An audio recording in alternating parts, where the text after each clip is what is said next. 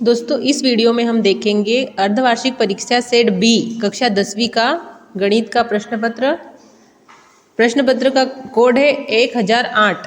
तो आप देख लीजिएगा, यदि आपके पास यह प्रश्न पत्र आया हो तो आप उसके समाधान इस वीडियो के माध्यम से मिलान कर सकते हैं। चलिए शुरू करते हैं। प्रश्न क्रमांक 1 में सही विकल्प चुनकर लिखना था। समीकरण दिया गया था, समीकरण युग्म a1x plus b1y plus c1 is equal to 0 तथा a2x plus b2y plus c2 is equal to 0 का कोई हल नहीं होगा यदि। यहाँ पे कंडीशन दी गई है, तो इसका सही उत्तर हो जाएगा आपका option B, a1 upon a2 is equal to b1 upon b2 equal not c1 upon c2। प्रश्न क्रमांक 2 में द्विघात बहुपद ax square plus bx plus c के शून्यकों का योगफल होता है। इसका सही उत्तर हो जाएगा option C, minus B upon A. तीसरा है संख्याओं 4 व 10 का HCF होगा, तो 4 और 10 का HCF होता है 2। आपका सी वाला जो ऑप्शन सही हो जाएगा। चौथा है द्विघात समीकरण का मानक रूप है। इसका सही उत्तर हो जाएगा option D, ax square plus bx plus c is equal to 0। 5 में दिया गया है AP 3 1 ऋण 1 ऋण 3 का सार्व अंतर है। इसका सही उत्तर हो जाएगा ऑप्शन बी, ऋण 2। छठा है बिंदु P 2 5 की x अक्ष से दूरी होगी। इसका सही उत्तर हो जाएगा ऑप्शन सी, 5। प्रश्न क्रमांक 2 पर रिक्त स्थानों की पूर्ति करना है। पहला दिया गया है √2, एक रिक्त स्थान संख्या है अपरिमेय। इसका उत्तर पहले का उत्तर हो जाएगा अपरिमेय संख्या। करणी 2 एक अपरिमेय संख्या है। दूसरा है चर x के बहुपद px में x की उच्चतम घातांक बहुपद की घात कहलाती है। दूसरे में आ जाएगा घात।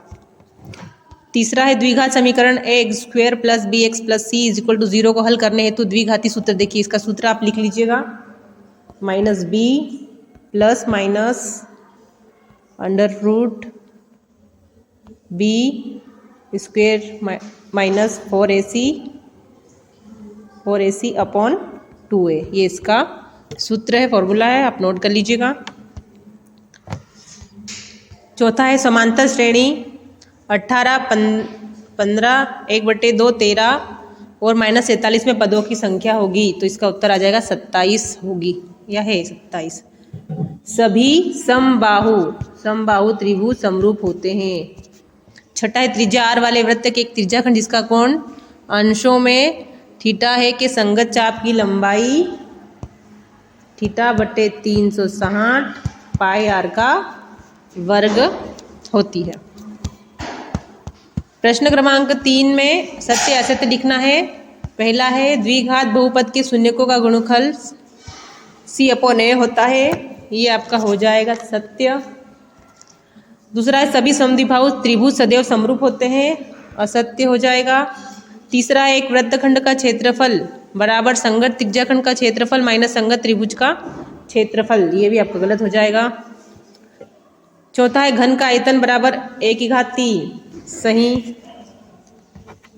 पांचवा है त्रिकोणमितीय अनुपातों की सहायता से किसी वस्तु की ऊंचाई या लंबाई या दो सुदूर वस्तुओं के बीच की दूरी ज्ञात की जा सकती है, सत्य। अगला है अर्धगोले के आयतन का सूत्र 1/3 पाई r3 है, जबकि r गोले की त्रिज्या है, यह असत्य हो जाएगा। इस प्रकार आप देख सकते हैं, पहला सत्य, दूसरा असत्य, तीसरा असत्य, चौथा सत्य, पांचवा सत्य और छठा असत्य। ठीक है। प्रश्न क्रमांक 4 में सही जोड़ी का मिलान करना है। पहला दिया है sine square theta plus cos square theta. इसका उत्तर हो जाएगा सी, एक से मिलान करेंगे। दूसरा है कोट ए को मिलाएंगे कोस ए अपॉन साइन ए ई से। तीसरा है सेक स्क्वायर थीटा माइनस 1, इसको मिलान करेंगे एफ से टेन स्क्वायर थीटा। चौथा है टेन 60 डिग्री, जिसको मिलाएंगे ए से √3। अगला है वृत्त को दो बिंदुओं पर प्रतिच्छेद करने वाली रेखा को कहते हैं, इसका हो जाएगा बी, छेदक रेखा कहते हैं। छठा है वृत्त तथा उसकी स्पर्श रेखा के उभयनिष्ठ बिंदु को कहते हैं, स्पर्श बिंदु कहते हैं, डी।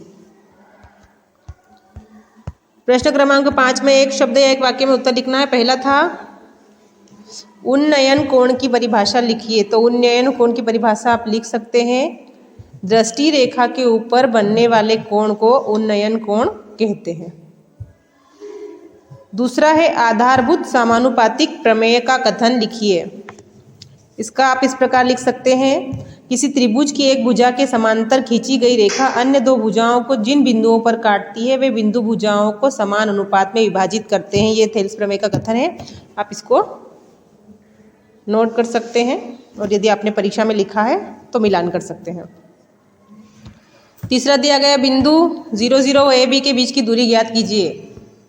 इसके AB बराबर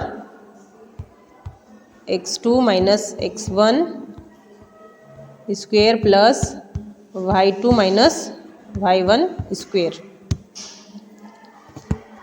अगला है बिंदुओं P, x1, y1 और Q, x2, y2 को जोड़ने वाले रेखाखंड PQ के मध्य बिंदु के निर्देशांक लिखिए। इसके निर्देशांक x1 प्लस x2 अपॉन 2 और y1 plus y2 upon 2 bracket में लिख सकते हैं आप। अगला है एक वृत्त की कितनी स्पर्श रेखाएं हो सकती है, तो अपरिमित रूप से अनंत। अनंत रेखाएं हो सकती है। अगला है बाह्य बिंदु से किसी वृत्त पर अधिकतम कितनी स्पर्श रेखाएं खींची जा सकती है, तो अधिकतम 2 रेखाएं खींची जा सकती है। ये बी सेट का पूरा प्रश्न पत्र आप देख सकते हैं। यदि आपको किसी भी सेट के प्रश्न पत्र मिला हो परंतु आपको सभी सेट के समाधान हल करने चाहिए, जिससे आपकी प्रैक्टिस और भी अच्छी हो जाएगी। यदि वीडियो आपको अच्छा लगा हो तो वीडियो को लाइक कीजिएगा, चैनल को सब्सक्राइब कीजिएगा और अपने सभी दोस्तों तक वीडियो को शेयर कीजिएगा। मिलते हैं नेक्स्ट वीडियो में। Thank you.